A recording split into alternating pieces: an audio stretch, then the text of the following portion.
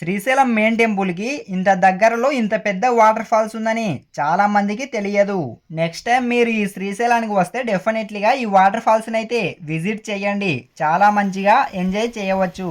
ఇది ఎక్కడ ఉందంటే శ్రీశైలం మెయిన్ టెంపుల్ కి వెనక భాగంలో శివాజీ స్ఫూర్తి కేంద్రంకి వెళ్లే దారిలోనే ఈ వాటర్ ఫాల్స్ అయితే ఉంటుంది.